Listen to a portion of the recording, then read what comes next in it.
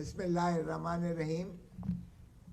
سب سے پہلے میں یہاں آنے والوں کو اور خصوصاً اپنے پریس کے ساتھیوں کو، دوستوں کو میں خوش آمدید کہتا ہوں اور دل کی اتہ گہرائیوں سے آپ کا مشکور ہوں کہ آپ یہاں تشریف لائے ہیں. اس کے باوجود کہ یہاں ویسے تو کافی آپ کو فوگ، اسموگ اور بڑی گھٹن کی فضا کا جو ہے چرچا کیا جاتا ہے، لیکن کیا خوبصورت دن اللہ تعالیٰ نے آج جو ہے ایک ایسی روشنی دی ہے، ایک ایسا سورج دیا ہے، ایک ایسا آج موسم دیا ہے کہ میں سمجھتا ہوں دنیا کے بہترین موسم میں آج اس کو شمار کیا جا سکتا ہے. میں پاکستان کے لیے محبتوں کا، امن کا، خوشیوں کا اور میں سمجھتا ہوں بھائی چارہ اور نفرتوں کو دفن کر کے ایک سفر کا آغاز کے لیے میں دعوت دیتا ہوں. اور میں سمجھتا ہوں پاکستان انہی خوشیوں کا متحمل ہے، انہی چیزوں کا متقاضی ہے. 25 کروڑ عوام ہمارے، کیا خوبصورت اللہ تعالیٰ نے ہمیں پاکستان کی شکل میں ایک خطہ دیا ہے. لیکن کیا صرف پاکستان کے طول و عرض کی زمین ہی پاکستان ہے؟ نہیں، اس کی روح ہے پاکستان کے عوام، اور پاکستان کے عوام ہی کو مقتدر کرنا آئین کی منتہا ہے. آئین کے آپ پریمبل سے شروعات کر لیجئے گا اور ریاست کی تعریف میں دیکھیں تو اوپر سے لے کے نیچے تک اقتدار جو ہے اللہ تعالیٰ کے اقتدار اعلیٰ کے تابع وہ پاکستان کے عوام ہی ریاست ہیں اس ملک کی. اور آرٹیکل 5 میں بڑا واضح مندرج ہے کہ وفاداری ریاست کے ساتھ، یعنی وفاداری عوام کے ساتھ، کیونکہ ریاست کی تعریف میں آرٹیکل 7 میں عوام کے علاوہ کوئی نہیں ہے، نہ عدلیہ ہے، نہ کوئی مقتدر حلقے ہیں، نہ حکومت ہے.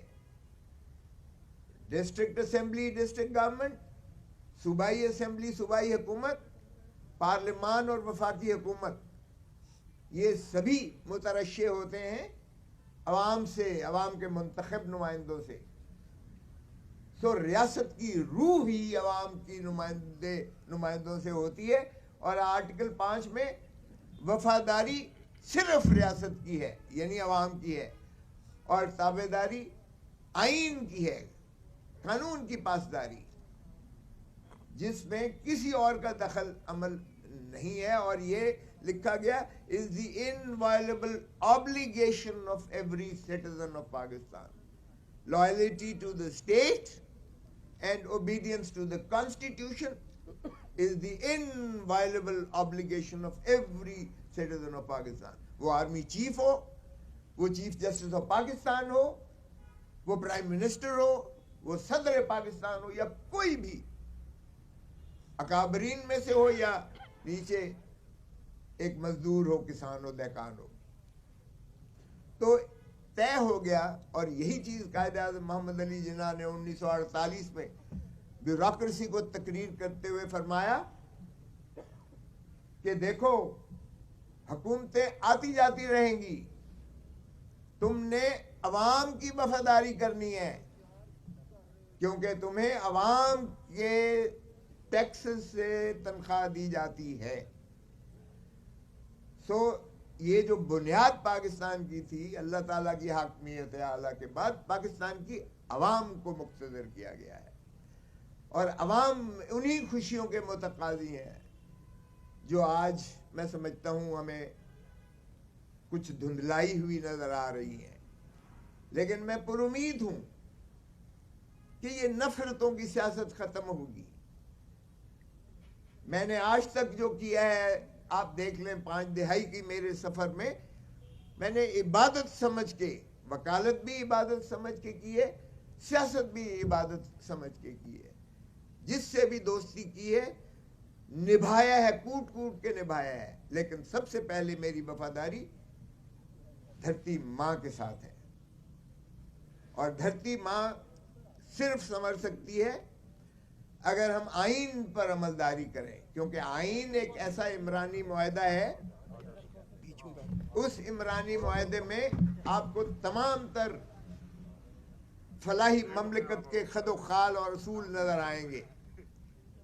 سو اس پر میں سمجھتا ہوں کہ اگر ہم عملداری دل سے کریں اگر مینوان کریں تو تمام چیزوں کا حل موجود ہے آئین کے اندر.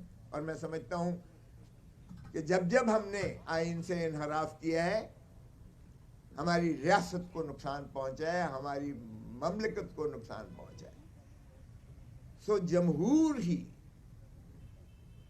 جمہور عوام ہے, اور جمہوریت ایک ایسا نظام ہے جو ہمارے پاکستان بنا بھی جمہور اور جمہوریت کو گولیاں چلا کے جنگوں کے ذریعے پاکستان معرض وجود میں نہیں آیا تھا. ہماری سائیکی میں ہی جمہوریت ہے. اور قائد اعظم محمد علی جناح دیکھیے گا, اب کچھ کہتے ہیں کہ وکلا, ارے بھائی تخیل پاکستان وکیل نے دیا, علامہ اقبال محمد علی علامہ اقبال نے دیا, بیرسٹر علامہ اقبال. تکمیل پاکستان بیرسٹر قائد اعظم محمد علی جناح نے کیا تھا. اور جو پاکستان کا آئین ہے 1973 کا جو آج بھی ہمیں جوڑے ہوئے ہے, وہ بھی بیرسٹر شہید ذوالفقار علی بھٹو صاحب نے دیا. تو آج بھی جب اس پر یلغار ہوئی اور چیف جسٹس کو بالوں سے پکڑ کر ایک وہ عامر جو مکے دکھاتا تھا اس نے اسے معزول کیا افتخار محمد چودھری کو, تو بھی ہراول دستے کے طور پر وکیل نکلا تھا. اور سب سے پہلے خون میرے ماتھے پر جو لاٹھیاں برسائی گئی تھی مال روڈ پر, ساری پاکستان کی قوم دنیا ساری نے دیکھا تھا. وہاں سے ایک شروعات ہوئی جو وکلا برادری بھی اٹھی اور پھر سیاسی جماعتیں بھی آئیں اور پبلک نے لبیک کہا اور دنیا نے مانا. اور ہم نے ثابت کیا کہ مکے دکھانے والا بہت بڑا ڈکٹیٹر جو ہے خش و خاصاک طرح بہہ گیا جب عوامی اس کے خلاف نفرت نے جنم لیا. تو اس لیے آئین سے انحراف کرنا چاہے ضیاء الحق نے کیا, وہ بھی آج ہم خمیازہ بھگت رہے ہیں. ایک شخص جس نے کہا کہ میں جو ہے ایٹم بم سے باز نہیں آؤں گا خواہ مجھے جان پر کیوں نہ کھیلنا پڑے, اور ہینری کسنگر نے دھمکی دی اسے کہ بھٹو تم باز آ جاؤ, اگر تم نے ایٹم بم بنانا بند نہ کیا تو تمہیں عبرت کا نشان بنائیں گے. اور اس نے وہ سائفر جو ہے راجہ بازار راول پنڈی میں لہرا کر قوم کو اعتماد میں لیا. لیکن ہم نے بدقسمتی سے کوئی ہینری کسنگر یا امریکہ کو تو کچھ نہ کہا, لیکن ضیاء الحق نے مولوی مشتاق کے ساتھ مل کر اس عظیم قائد کو شہید ذوالفقار علی بھٹو کو پھانسی دے کر لحد میں اتار دیا. آج میں سپریم کورٹ کی طرف پچھلے ہفتے میں دیکھا, میں نے 3 وزیر اعظم کا, یہ کب تک چلے گا کہ ہم اپنے اس طرح سے جو ہے وزرائے اعظموں کو اس طرح سے ہٹانے کا کھیل تماشا کرتے رہیں گے؟